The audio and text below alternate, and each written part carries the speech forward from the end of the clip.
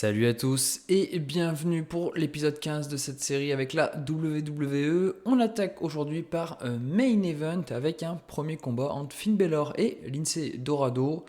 Victoire de Finn Balor en 7 minutes 38, 68 de rating, 68 pour Finn Balor, 48 pour Lince Dorado. Très bon match pour débuter le main event. Finn Balor qui avait besoin de momentum remporte une belle victoire, c'est plutôt cool. On enchaîne avec oh lolo, qu'est-ce que c'est que ça? Un match abysmal. Gigi Dolin va battre Ariana Grace en 5 minutes 22. Rating segment de 14. Oh 25 pour Ariana Grace, 42 pour Gigi Dolin. En fait, ouais, les gens sont désintéressés sur tout ça. Oh, 14. Ah ouais, ça fait très très mal. Hein. Oh, 20 Dieu, 14. Ah ouais, ça pique. Bon, c'est Ariana Grace, je pense qu'il pose souci, mais bon, 14, c'est quand même. Ouais, c'est pas très, très, très gentil. On enchaîne avec un segment backstage où on voit une vidéo pré-enregistrée de Shinsuke Nakamura qui laisse sous-entendre qu'il va bientôt se retirer des rings. Il semble vouloir se diriger sur un dernier run, mais c'est assez vague. Il détaille pas trop. En tout cas, ça nous fait un rating de 75, c'est excellent, malgré que son angle est foiré. Donc c'est vraiment très bien. Et on termine la soirée avec un match par équipe. Fraxium affronte MFT, donc Talatonga et Tongaloa. Et dans un plutôt bon match de catch, Fraxium va battre MFT, 55 de rating. Total, 61 et 63 pour Nathan Fraser et Axiom, 39 pour Tongaloa, 41 pour Talatonga. Ouais, Talatonga, il est office game, normalement, il fait plus aux alentours des 50, par contre Tongaloa, 39. Voilà, ça c'est dit, c'est compliqué. Bref, on va donc passer... On termine donc ce show sur un 55, c'est plutôt honnête. On a fait un très bon opener. Nakamura fait un très bon segment. Le match par équipe a été plutôt bon. Par contre, ouais, Gigi Dolin, contre Ariana Grace, 14, ça fait mal. Bref, on va passer de suite à Raw. Je vous retrouve dans un instant.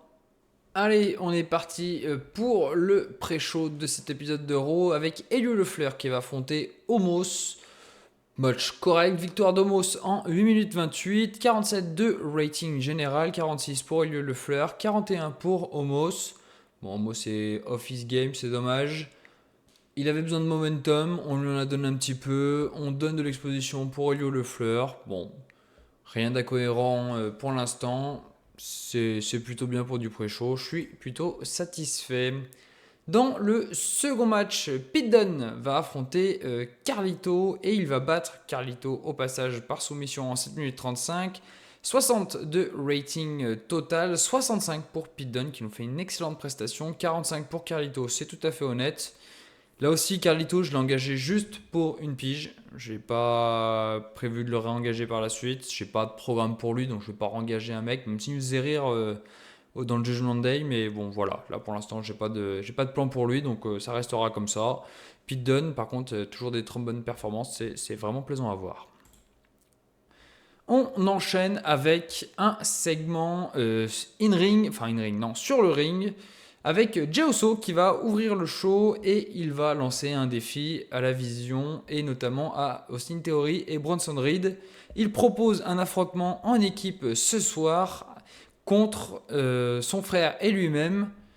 S'il gagne, la Vision sera bannie du ringside à Saturday Night Main Event, mais en cas de victoire de la Vision, le match sera sans disqualification. C'est un gros risque pris par Jey Uso, mais il semble un peu prêt à tout parce qu'il se sent, je pense, en danger. Et c'est pour ça qu'il propose cela. Rating de 92, c'est excellent. On a fait un très très bon rating. Je suis très satisfait de cette ouverture de show. Ensuite, nous avons AJ Styles et Dragon Lee qui défendent leur ceinture World Tag Team contre les Creed Brothers. Ils avaient demandé une opportunité la semaine dernière et ils l'ont eu. Sans grosse surprise, AJ Styles et Dragon Lee vont battre les Creed Brothers en 12 minutes 08. Quatrième défense de titre réussie pour les champions. 66 pour Dragon Lee, 73 pour AJ Styles. 65 pour Julius Creed et 62 pour Brutus Creed. Pardon. Un très bon match. On fait un 73, c'est vraiment excellent. Les deux équipes matchaient bien ensemble. Et puis bon, là on a quand même 4 lutteurs très talentueux sur le ring. Bah, ça fait la différence de suite. On enchaîne avec un segment backstage, puisque Becky Lynch est interviewée par Katie Kelly. Et bien évidemment, Becky Lynch provoque Jordynne Grace. Pour elle, personne n'est à sa hauteur. Et c'est pas une bodybuildeuse qui va échanger quelque chose. Elle insiste là-dessus. Becky Lynch est une professionnelle de la provocation. Pour l'instant, ça fonctionne bien. Ça fait un 81 de rating. C'est excellent. Et en parlant de Jordynne Grace, elle va affronter Ivy Nile et dans un plutôt bon match, elle va battre Ivy Nile en 7 minutes 27. Bien évidemment, Becky Lynch est venue distraire Jordynne Grace durant le match. Ça ne l'a pas empêché de gagner. 58 de rating final, 61 pour Jordynne Grace, c'est très très bien. Et 40 pour Ivy Nile. Bon, bah, c'était un bon match féminin. Je suis content des performances de Jordynne Grace.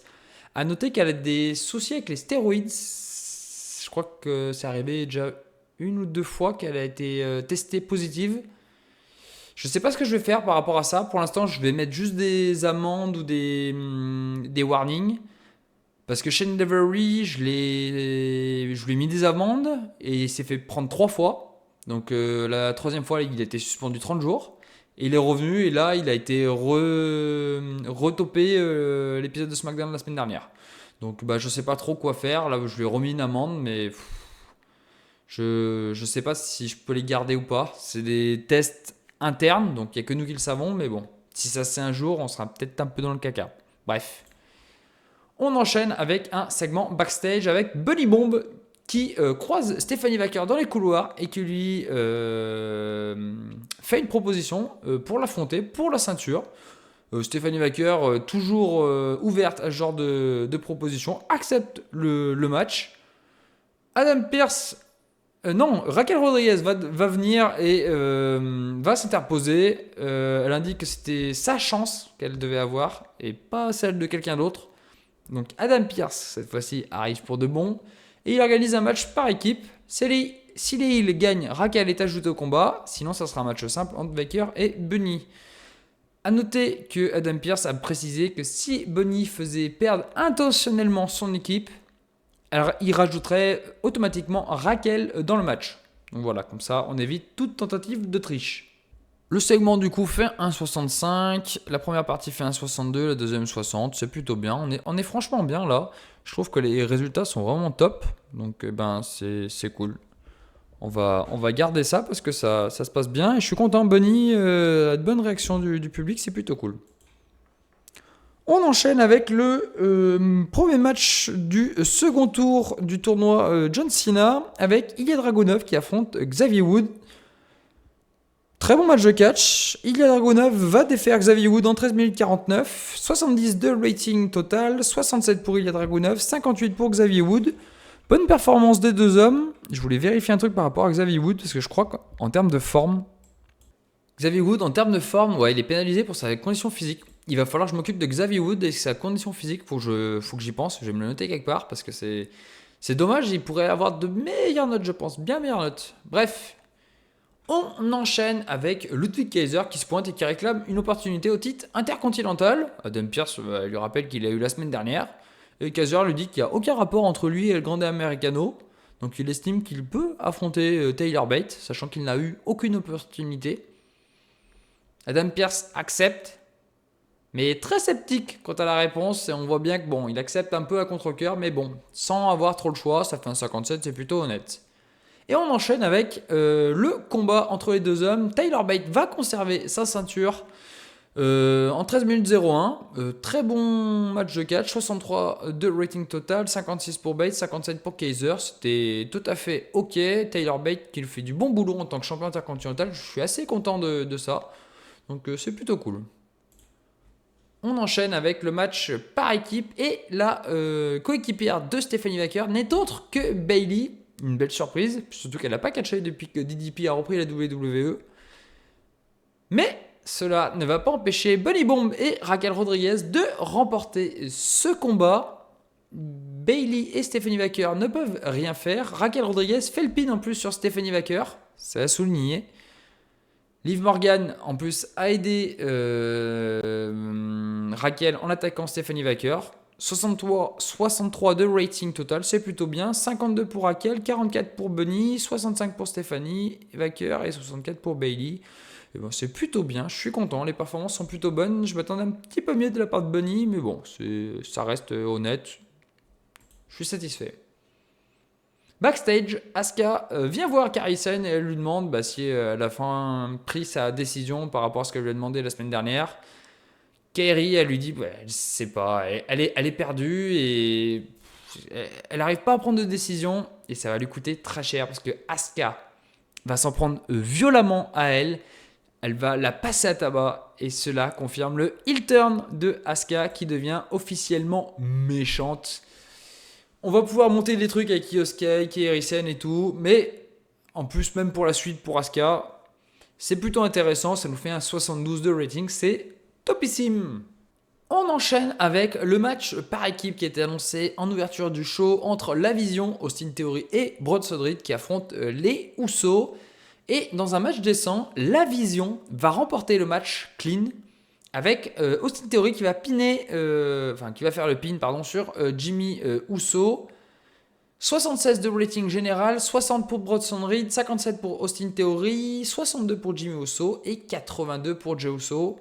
Très très bon combat de Jey Uso. Par contre, on note bien que Jimmy Uso a pris le pin. Ça aura une importance pour la suite. Mais en tout cas, très bon rating de 76. Ce qui signifie que du coup, le match à Saturday Night Main Event sera un match sans disqualification. Jey Uso a pris un risque et il a perdu. J'espère qu'il ne le regrettera pas plus tard. On termine la soirée avec un incroyable match. Le deuxième match du tour 2 du tournoi John Cena avec Gunther vs Penta. Et Gunther va battre Penta en 15 minutes 29. J'ai fait un Steal the Show et franchement, j'ai super bien fait. 87 de rating total.